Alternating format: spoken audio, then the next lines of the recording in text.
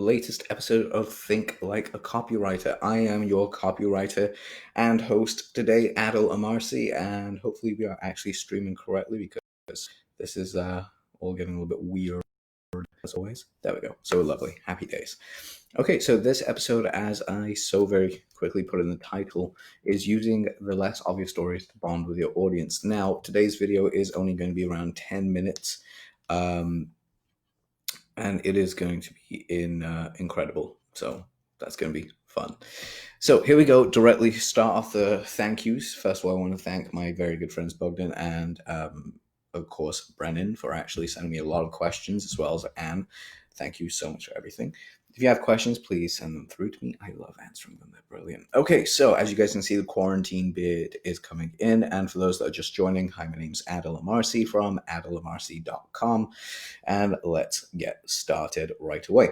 Okay, so today's episode, as I said, is basically how to use the less obvious stories. Now, last time I spoke to you guys, I genuinely described how you could actually go from a state of hopelessness to a state of hope. So from fear to hope, what you need to do in order to create that kind of conversation. Bear with me just one moment. There we go. Like a little bit of light from time to time. There we go. Perfect. All right. So as far as it goes with actually creating hope with your copy, as I mentioned last time, you have all these different steps that you can go through and actually tie them into different elements of your story. Today, what we're going to be covering is specifically how you can use different less obvious stories to create those bonds with people. So here's how it would begin. You want to list down, hey, Bob, good to see you, my friend. It'll be really good for you to just jot down, get a notepad and pen, and write this out. Write down exactly, as I said before, you got the victory and defeat thing, the whole premise. I just want you to write down, like, exactly on the left-hand side, what it is that was, what happened that created the catalyst to become who you are today, and what was the point of no return, as we mentioned last time. Those same elements have to be in there, because now what you're going to be finding is that's your overarching story, and you've got all the little mechanisms that you run underneath.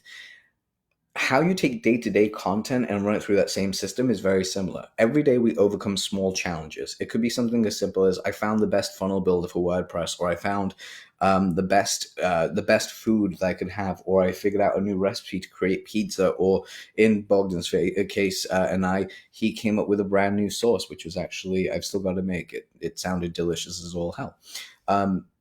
Whatever it is that you've basically created, you can take that and turn that into a story. So a perfect example is I'm a Brazilian Jiu-Jitsu enthusiast.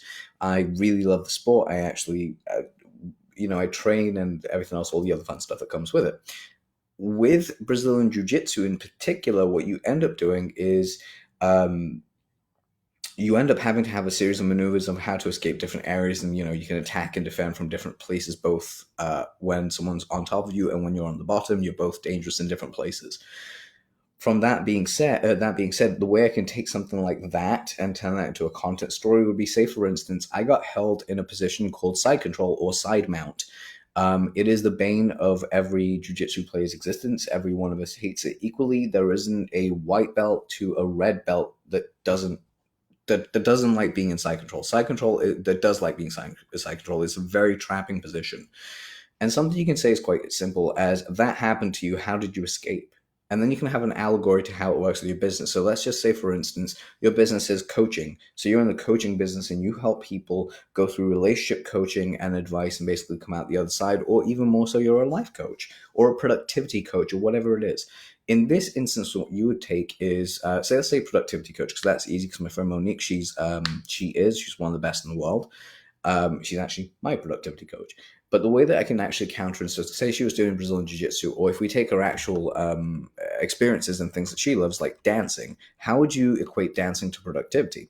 Well, first of all, you'd look through the timeline of, on this side, on the left-hand side, you have dancing. On the right-hand side, you have productivity. And then what you do is you start looking at what the comparisons are in how they move. So in dancing, specifically salsa, if I remember correctly, someone can lead and someone can follow. And there is a set of series of numbers that go with each step that lets you know exactly where you're going. So 1, 2, 3, 4, 5. I think it's 1, 2, 3, 4, if I'm not mistaken.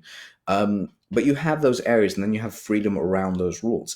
Now, the way that you create this with your story is quite simple, especially with like dancing into productivity. The way that you would do this would be something along the lines of 3 lessons I picked up from dancing and salsa that will massively boost your productivity. And those 3 things that could simply be Timing and coordination is everything. Using your energy appropriately will let you dance for longer, i.e., work for longer. And the third thing is have fun. When you have fun, you dance better. When you're having fun with work, you produce better. By the way, I made that all up right now because those things equate. So the way that you look at it is how can I take one thing in my life that's happened to me and how does that relate to my product and then build a bridge around it and then tell that story. So for instance, years ago, I did a story on how Brazilian Jiu-Jitsu and business was the exact same thing. Jiu-Jitsu and life was so similar. Like in certain position, you're this way, you can get out, you can move around, whatever it is. Sometimes life just gets you in a position and if it taps you out, that's death. But you can always get out. And I can, that's the thing. I'm going to show you how to get out. And that was kind of the big premise of it all. So if you're doing something like that, it's fairly simple. If you want to use even crazier stories, like how do I sell my essential oils business online? And what I'm going to do is I'm going to use essential oils with the unique story that you basically have a dog, which a lot of people have dogs, but it's something unique about your dog. It's the way that your dog says and greets you. Like for me, I have my cats who have this weird thing where as soon as I open the door, they run to the front door. Like they literally greet me at the door. Like my pets just love doing that. And they love taking baths and all the other weird things. I've got weird cats that think they're dogs. It's kind of incredible. Anyway, so what I'm getting at is quite simple, is that like the way that I would equate that to say, the other thing which I've now completely forgotten, so please pardon me, we're actually going to use, we'll use another coaching example. Let's just make it easy. So coaching and, actually no, that was it. Essential oils and dogs. So what you can say is, for instance, you can start off your Facebook message or an email, something like that with, I love my pet dog. He's or she's, they're absolutely amazing. They do all these amazing things. One of my favorite things ever is the way they come up to the front door and always greet me. Now, my dog never used to actually be like that, or if they were always like that, talk about it. Like if they were never like that, talk about how they had the change where they get warmed up to you, and how that transfer over. I'll show you that in a second with one of my cats.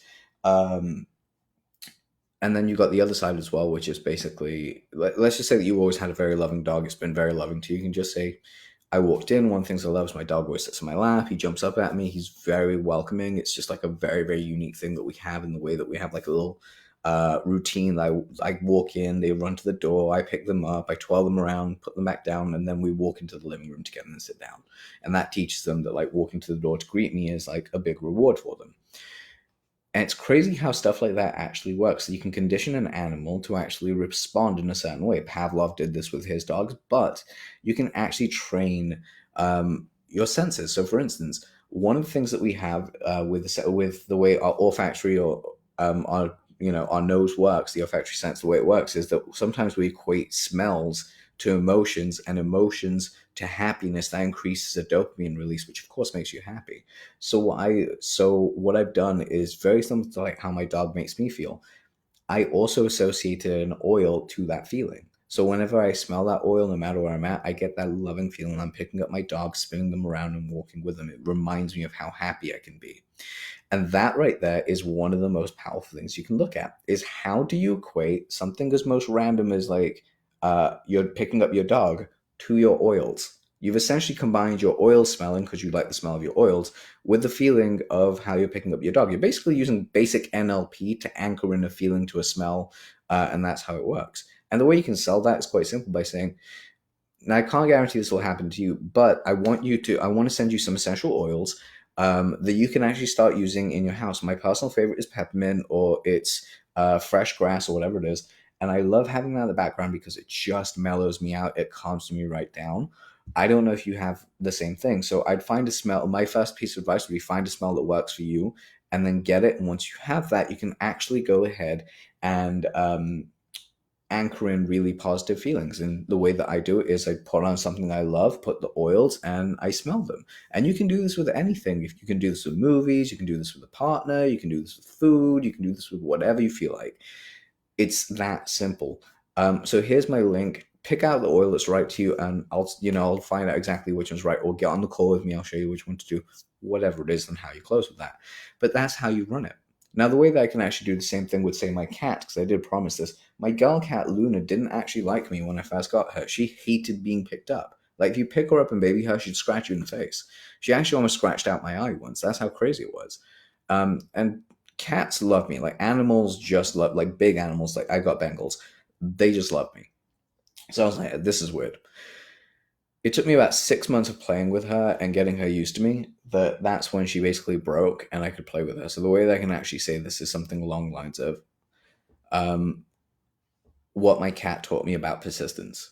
And then I tell the story about like how I had to persist on making sure she was okay in order to make sure she was fine and well and stuff. And that is exactly how I understood how to be tenacious and persistent in what I do. And that's how I'm able to now teach, how I'm able to share that same experience with you now in your copy, because I persistently got better to the point that I can actually teach it. It's one of the best things I can teach because I persistently got better at teaching. So you can see how you can actually have the core message of persistence and marrying it to anything that you're doing. So that's how I think about like content and stuff. You find something that you find in real life, and then you align it to how something that you're already selling, and then you find the story in between and you tell people about it. That being said, if you have any questions, queries, or even if you just want to share the show, I'd appreciate it. Please click please react, please comment, tell me if you came here on a replay, if you came here live, and let me know if you have any questions, because we're going to be doing another episode on Friday, on time at 3 p.m., not a little bit late like I've done for the last two, but we're going to get the timing right and a few other things.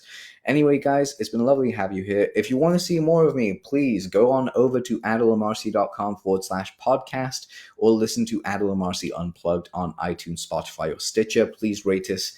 I'd say 5 stars if you love it. Anything less, feel free to actually voice your opinion, but I actually think it's a 5-star show, and our guests are pretty fucking awesome. Anyway, guys, peace out and have an amazing day.